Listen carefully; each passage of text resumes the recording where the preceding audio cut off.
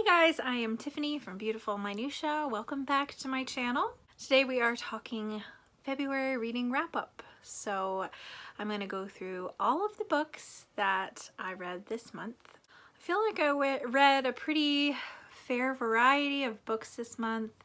I read some classics, I read some fantasy, I read some historical fiction, read a contemporary, I read a nonfiction. So yeah, I feel like I read a little bit of everything, and as a result my star ratings were kind of all over the place as well, but predominantly had 3 and 4 stars this month with 2 5 stars, which is kind of exciting because I was saying in January that I hadn't even had one single 5 star, and I thought that at that point I would have at least found one when I read, I can't remember how many books I read in January, maybe 14 or something in that range. So I was really thinking that I would have found at least one book that I absolutely loved, and I had one come pretty close, but this time I had not one, but 2 5-star books. So I was pretty excited about that. Well, I guess let's go ahead and jump right in. The first book that I read this month was The Hero of Ages by Brandon Sanderson. This is book 3 of the Mistborn trilogy, and I absolutely loved the first 2 books, so I was really looking forward to this one. If you're unfamiliar with the plot of Mistborn, I'm just gonna kind of give I guess a brief synopsis of the first book, because I feel like I can't give you a synopsis of book 2 or book 3 without spoiling the first book. But essentially it's a story of there's this evil ruler named the Lord Ruler who appears to be immortal. He's been ruling for over 1,000 years, and there are some people who group together and they want to try to take him down, which seems like a very impossible task to depose and kill someone who's immortal. But yeah, there's definitely magical elements, and Brandon Sanderson's fantasy is so immersive and thorough, and I really loved the first 2 books. Really fell in love with a lot of the characters because I feel like his characterization is chef's kiss. But I was a little disappointed by this one, which is so sad because I loved the other 2 books, and I really struggled with a rating for this book because of some of the issues that I had with it. So to begin with, we are following multiple people, and that's not that abnormal. I think the first book we're following like 2 people, and the second book it's more, and the third book is even more. But we really fall in love with some of the characters from the first 2 books, and I felt like their viewpoint wasn't as prevalent, and we follow like a ultra side character that we haven't even really gotten to know that much from the first 2 books for a lot of this book, and that was really unfortunate. At the beginning of it, I felt like I had trouble getting into it, and I think that that multi-POV was part of the reason why. I think about a third to half of the way in, my thinking shifted, and I was like, oh dang, it's going down. Like, this is it. This is what I was waiting for. And it was really good for a while, but the ending, I guess I should be happy that Brandon Sanderson writes high stakes so well and he makes war very realistic, but still just wish it hadn't ended the way that it had. I think I sat in my bed and stared at the wall for a while after I finished this one and was just like, what? What? If you've read this book, you probably know what I'm talking about. I have only ever heard wonderful things about it though, so I was really kind of surprised it took the turn that it did. But I could go on and on about this book. I should probably wrap this up because this book was a lot, and I can't stop thinking about it. It is, you know, the end of the month. I finished this towards the beginning of February, and here it is. I'm recording this the beginning of March, and I still can't stop thinking about it. Brandon Sanderson's world building was so deep, and all these little tiny details throughout the series that I was just like, whatever, I had forgotten about or whatever. Like, he wraps it all up, and every little detail mattered, and it was masterfully done. I didn't love how he concluded it, but I can't fault him for it. So based on my enjoyment level, I gave it 4 stars. because there were parts of it I enjoyed, parts of it I didn't. But I mean, if I'm going by masterful, I'd probably have to put 5 stars, but I couldn't quite bring myself to do that because I do rate books based on my enjoyment. So the next book that I read, I had to return to the library already, so I'm just going to put a picture here. So we'll alternate between pictures and books that I'm holding up, so hopefully that's not distracting. But the second book that I completed this month was The Nightingale by Kristen Hanna.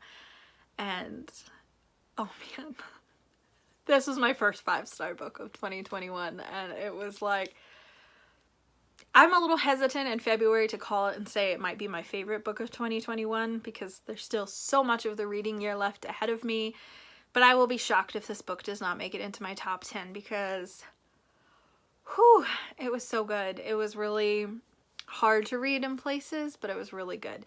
So the premise of this story is it's about 2 sisters, and they are adults. Well, one's like an older teenager and one's an adult during World War II. And they are very, very different. So the older sister is the rule follower, don't rock the boat, and the younger sister is very rebellious. It just kind of does whatever. She's very driven by what is happening. It takes place in France, so the Germans are taking over France, and she hates it. And I mean, the older sister does too, as her husband has been forced to go off to war, and then, like, they don't know whether or not he's going to return. And so she is raising her young daughter, but she's trying to do everything that she can not to upset the Germans, not to upset the balance of power, because she's trying to protect her daughter and herself. And her younger sister comes in, and her younger sister is like, basically, screw these Germans, I'm gonna do something about it. And the older sister is just trying to kind of like hush her and be like, don't do this, you're endangering your family, you need to just go with it. Yeah, this is horrible, but eventually, you know, everything's gonna be fine, and we just need to trust and wait. And it was just such an interesting dynamic. There was very dysfunctional family stuff going on throughout, but I could really relate to the oldest sister. And the funny part is, I think that if I had read this book, like, I don't know, maybe 10 years ago, I would have more related to the younger sister. I've always been a rule follower, so I can definitely relate to that part of the older sister. But we all have this thought that, like, oh, if we had been alive during Nazi Germany, we would have done this, we would have done this, we would have done this. And it's so easy for us to say that we would have been that way, but looking at how the older sister didn't stand up for a good portion of the book and wanted to keep things quiet and wanted to not rock the boat at all, I could really relate to that, because now as I'm a mom, I had to sit there and ask myself, what would I do if I was in that situation?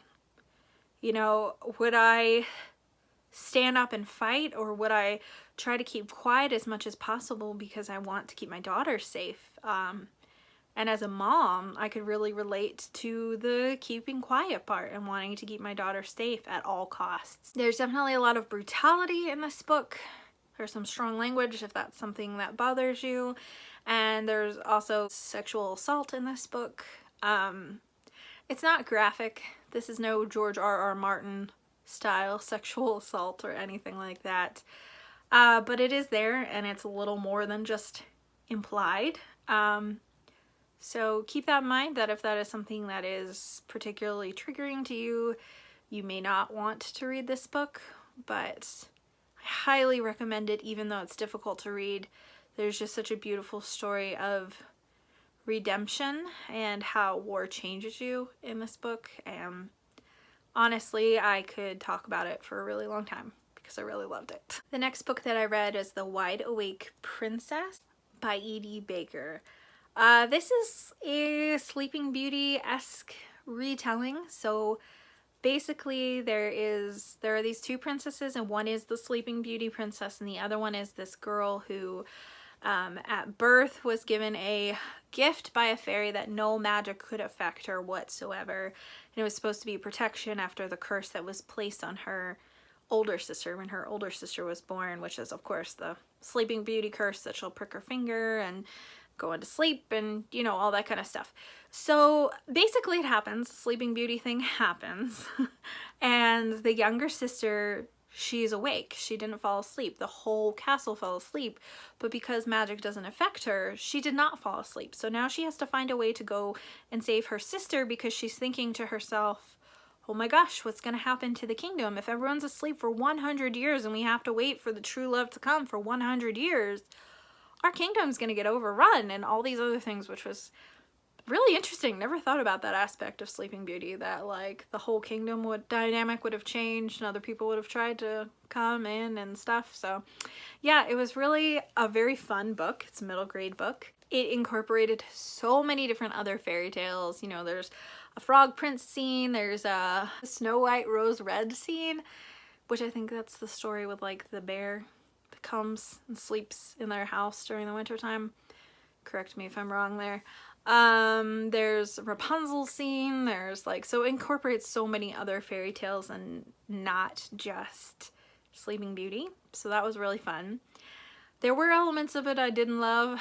There's like hardcore insta love that I was just like, really? Get a life. It just seemed like the romance element seems a bit much. And then also, just so you're aware, with smaller children, there is a tavern scene where a prince gets like super drunk and they have to sober him up. And then there's also a scene where they're in Rapunzel's tower and a prince comes, and the prince was coming to, you know, spend the day with Rapunzel or whatever, and it's revealed that he's actually married, but his wife doesn't know that he's doing this.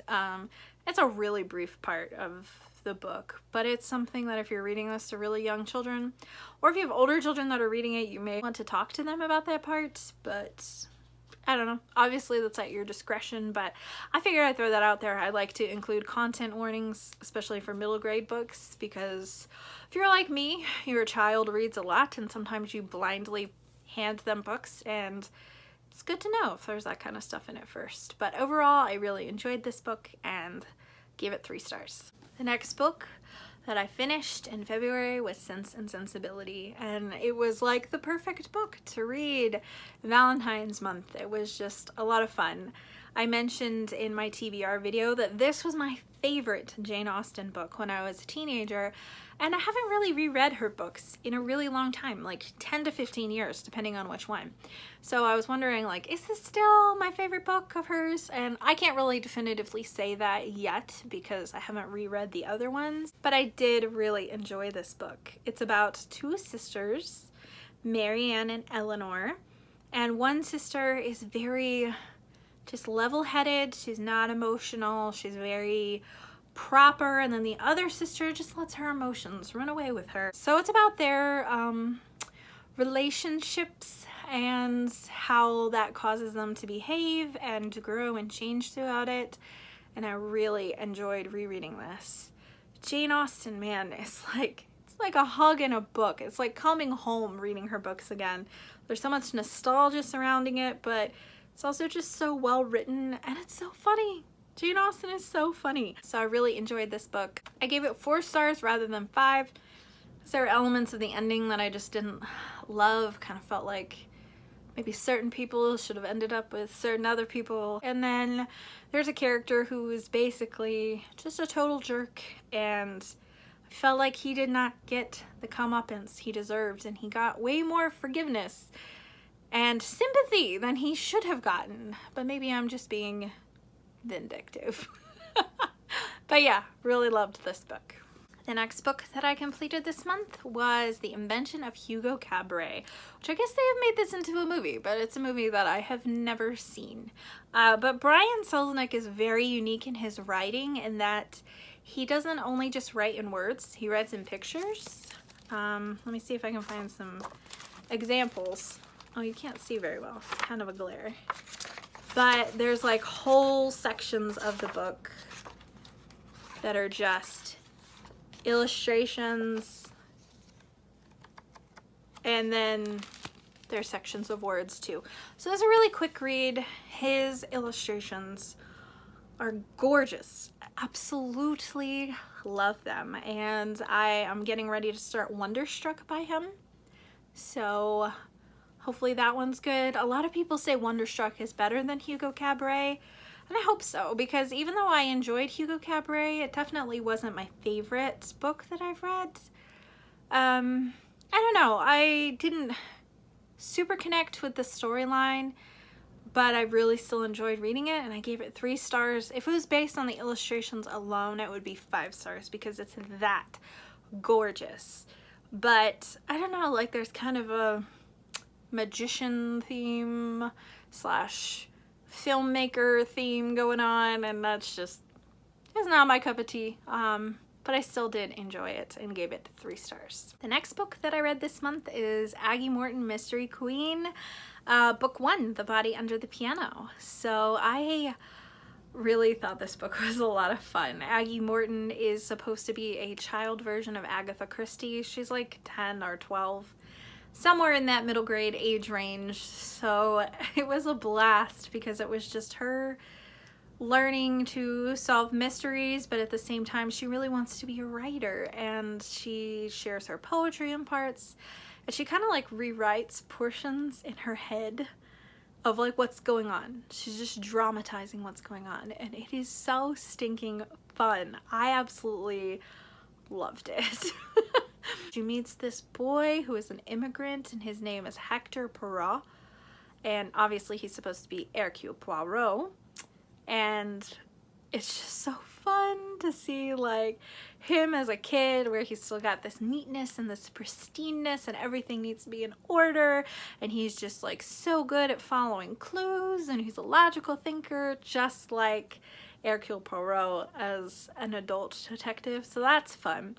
And then Aggie Morton's grandmother is Granny Jane, who's supposed to be Jane Marple, and so it was just a lot of fun. It's a book that, I don't know, I think middle grade kids would really like it too, but I think that there are portions of it that are way more fun for adults who have read Agatha Christie. I didn't feel like the mystery itself was super compelling. It was easy to predict, so, you know, it's a kid's book, so I guess I should have expected that.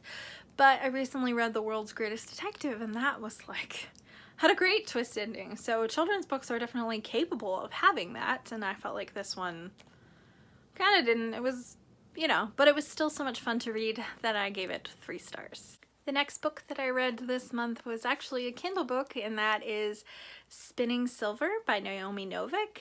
This is an adult fantasy, I guess, but it's also like a loose retelling of Rumpelstiltskin. But there's definitely like fairy elements, and there's a lot more to it than that. It's kind of confusing to try to explain the book. So I guess basically we follow 3 different girls. One of them is a money collector's daughter, and he is not very good at collecting money. He's very soft-hearted and soft-spoken. And then we have a girl who is wealthy, and her father wants her to marry well, but she's really not that special, I guess. And then we have another girl who, she has just a father. Her mother's passed away, but her father's very abusive, and she ends up working for the girl who is the money lender. All of their stories intersect and go together. It is multi-POV and first person, which the one part that's kind of a little frustrating about that, I guess, is that there's no indication of who is narrating it. It doesn't switch based on chapters. It'll switch randomly in the middle, and it takes you a few sentences to realize who it is who's talking, because there's no, like, I don't know, like when I read Salt to the Sea by Ruta Sepetys, that had 4 different points of view, and every time it switched, it had the person's name above it, so you knew who it was who was talking. And in this case, we have the 3 girls who are narrating, but then later on we throw in one girl's brother, and the czar, and somebody else.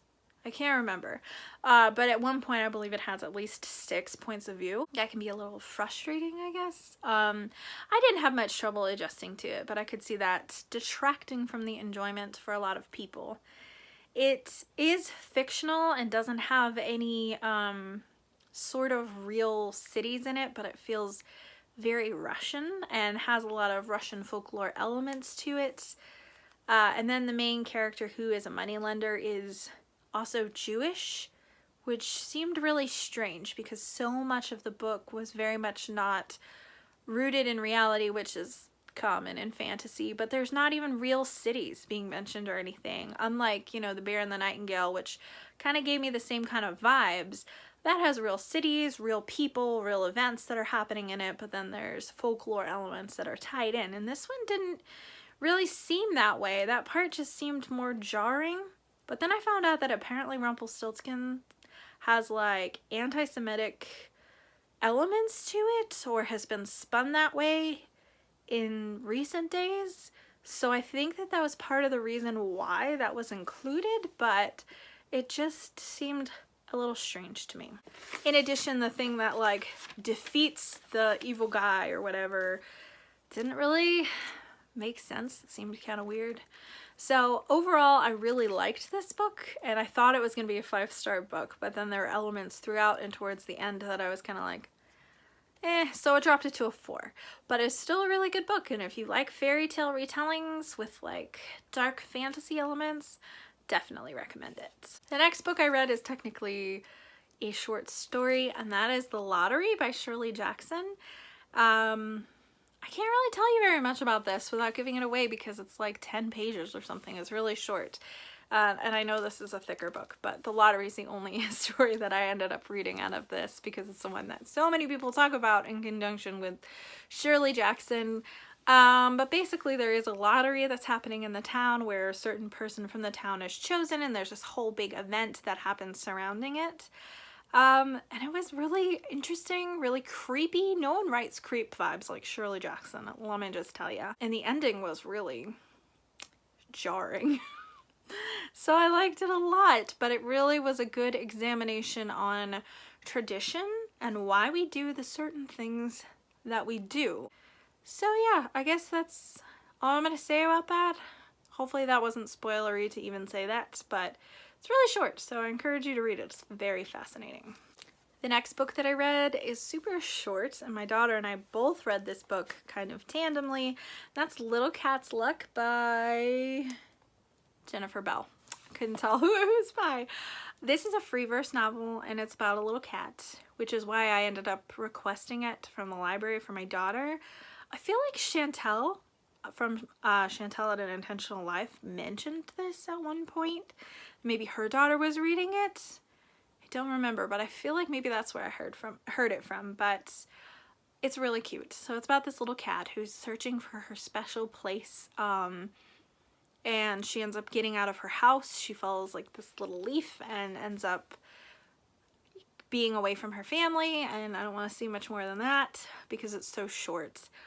But the free verse like element of this was really well done, and there was definitely a play on words, how the words were laid out, which I thought was really cute. So like here we go. You can kind of see like this is the sun peeped, and like the way that the words are just like she kind of played with them artistically was just really cute and made it that much more fun to read. But it was like a warm, fuzzy, sweet little story, and I gave it 3 stars. The next book that I read in February was The Savage Song by Victoria Schwab, also known as V.E. Schwab. I guess she uses V.E. Schwab when she's writing adult books and Victoria Schwab when she's writing YA and children's books. And this is a YA fantasy. It's weird. I read Vicious in January and I loved it, so I'm like, let's do another one. And I had seen some people talking about this one, and it's a duology. There's a second book that comes after it, and a lot of people really, really loved this book. And it's about monsters, basically. It's about this boy named August who is a monster, doesn't want to be, and then this girl named Kate whose father is kind of like in control of the city. It's dystopian also because it's something's happened where different cities have kind of just like fallen, and now there are like these massive cities and then outskirts where the rest of the United States used to be. But there are like 3 different types of monsters that have different abilities and different ways that they kill or reasons that they kill. And August, the boy in here, like his type of monster, they kill with music. So it's interesting. The musical element, the monster element was interesting and not like anything I'd ever read before, but I didn't enjoy this book at all. And I'm really not sure why I even finished it because I really didn't like it. I don't know. Part of me was thinking it was because of the monster element, but I really think that honestly a bigger part was just the characterization, and the storyline just really fell flat for me. When things would happen to characters, I didn't care. I didn't care what happened to them. And it's a shame because I feel like the storyline is really interesting, but would have been better executed if it had been written by someone else, maybe? That sounds mean. I don't know. I didn't love it. And also there were like big reveals, but like there was more than a breadcrumb trail, and you see them coming so far in advance. So I liked that Kate and August were not like romantically involved, so it was a more platonic relationship, and that's very rare to see in any book, much less a YA book. So I really liked that element, but overall I just was very let down by this, and I gave it 2 stars. That's how much I didn't like it. Yeah, just not a fan, and it makes me wonder if I should even bother with other V.E. Schwab books. So you tell me, are there any other Victoria Schwab books / V.E. Schwab books that you have read that were kind of like on par with Vicious that you enjoyed? Or I don't know, like I've thought about reading Darker Shade of Magic series, but I've heard a lot of people say that the characterization in that is really flat too, so I don't really know whether or not it's even worth my time. I wasn't even gonna mention this book because it's a DNF, but I did read Bridge of Clay this month. Well, I read some of it. I read like the first 100 pages and really hated it. And I really tried to get into it, but I didn't like the writing style. The writing style was very abstract and very strange, and it felt like it was artsy for artsy's sake. So I ended up DNFing it. I felt like the characters weren't likable.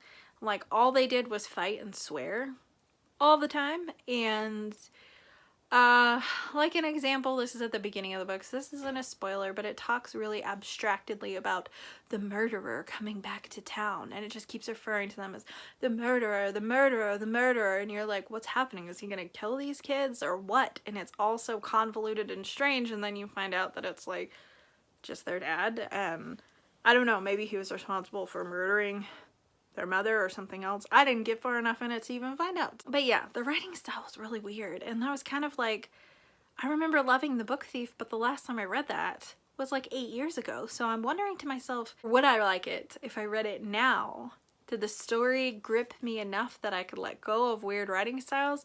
Was the writing style of that one not as weird as Bridge of Clay? I don't know. If you like more artsy style writing, then maybe you'll like this book, but it ended up feeling kind of pretentious to me. So Bridge of Clay is about some brothers, and they're like on their own. And the next book that I read this month was my other 5-star book, and that was The Outsiders by S.E. Hinton. And this is like almost that same kind of thing, but done really well. It's got a gang element as well, and I don't think Bridge of Clay did, but so I guess that was different. But The Outsiders was excellent. I have never read the book, I've never seen the movie, so I didn't really know what it was about other than gangs, and that the main character's name was Ponyboy, which is hilarious. And as you read the book, you find out his birth certificate actually says that his parents actually named him Ponyboy and his brother's Soda Pop, which is just but their oldest brother is Daryl? Like, what? Anyways, parents have problems. But anyways, their parents have passed away, so the 3 brothers are living together. They're part of a gang called the Greasers. And there are other boys that are part of the story too that are also part of the gang. And then there are the Socias, and they're the high society people. They're like the richer gangs. And it's basically, you know, a story about that, but it was so well written. It's written in first person in Ponyboy's voice, and I just like really loved it. I really felt like the voice of Ponyboy felt so genuine and so good, and it was hard in places and it was sad in places. And there's one point where Ponyboy says that, you know, they grew up seeing things that they never should have had to see, but that the Socias, they grew up with everything, but they never saw the things that were really important around them. And I thought that that was really good, wise line. Interestingly enough, S.E. Hinton was 15 years old when she wrote this book. Like, how? At 15, I was writing angsty, weird emo poems. Like, what?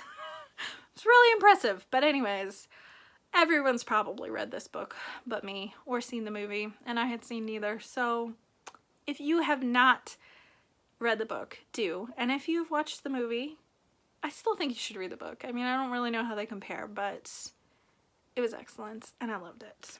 The next book that I read this month was Sweet Bean Paste, and I read this as part of the Hey Reader-a-thon, and it was one of the last books that I read in February. I am sharing much more in-depth thoughts on this book in that reading vlog, so I'm not going to say too much about it here. I'm just going to say that I enjoyed the plot. It was very, again, like friendship based, not romance based, and I really liked that. There's a really wonderful message about how your value as a human being is not based on your noticeable contributions to society, that everyone has something to contribute, whether it's in small ways or big ways. And I liked that a lot, but I just didn't love the writing style.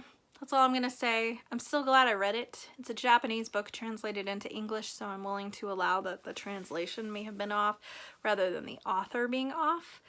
But I gave this book 3 stars, and if you have any recommendations of other Japanese books that might be good, that I might enjoy, I would love that, because I'm definitely trying to broaden my horizon and read other types of books that I haven't read before.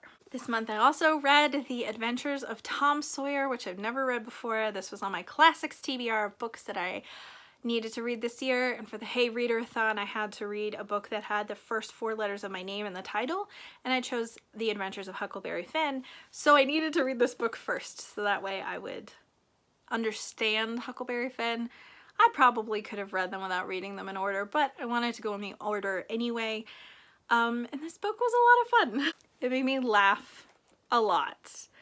I feel like Mark Twain really captured boyhood really well, and Tom is a hoot. I think if I was around him in real life, he would drive me crazy and I'd want to punch him.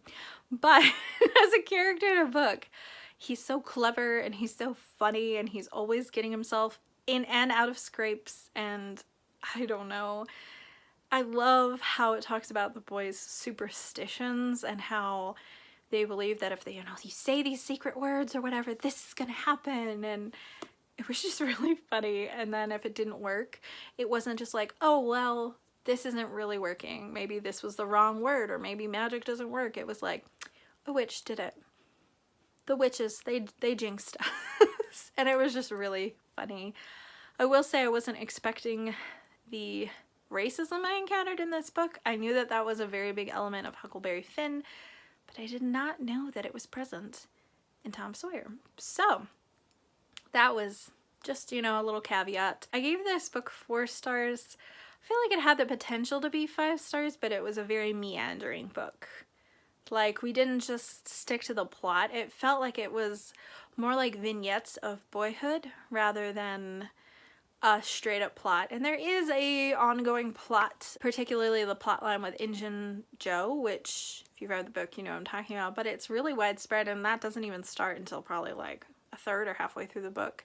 So it's not like, I don't know. Towards the end I was trying to finish up the book so I could start Huckleberry Finn, and I feel like this book is best read in small little chunks rather than sitting down and reading big portions of it. but maybe there are people that disagree with me there. But a lot of the chapters weren't really super connected. You know, we got the same characters, but they're just doing silly boyhood stuff, and it's a very slow-paced, funny story, but not really plot-based for the most part. And the last book that I read this month, I finished on February 28th, so just barely, and that is, I had it upside down, Pursuit of God by A.W. Tozer. I highly recommend this book for any Christian because, whew, it was so good. Okay, I actually lied because I think I said I had 2 5-stars, and I actually, this is a 5-star book also. This was really good. I don't know much more to say about it other than it's like us as humans and how we should be pursuing God and our relationship with Him, and it was just really insightful, really good, and really accessible. It was written in the 40s, but it feels like it could have been written now, because so many of the things he's saying, like, oh, we're seeing this in our nation, we're seeing this in our churches, and it's like, yeah, that's accurate even right now. So I feel like it is really a timeless book, which is really, I don't know, really recommend it. It's a really good book. Well, that is my reading wrap-up. This is a really long video. I've read a lot of books this month, and I had a lot of thoughts about a lot of them. So I'm thinking next month that I may do a mid-month wrap-up, because this video seems a little long. So let me know what you think about that, if you'd rather me keep it all in one, or you like it maybe in separate parts so it's a little shorter. The other advantage to doing it mid-month is, like, when I was reviewing some of the books that I read from the beginning of the month, my thoughts weren't as fresh on them, so might rather do a mid-month wrap-up. But anyways, I would love to hear your thoughts if you have read any of these books as well. If so, what were your thoughts? Were they different than mine, the same as mine? I would love to hear your favorite book that you read in February. I would love it if you would like this video, and also please subscribe if you liked this video. Thank you so much for watching. I'll see you again next time.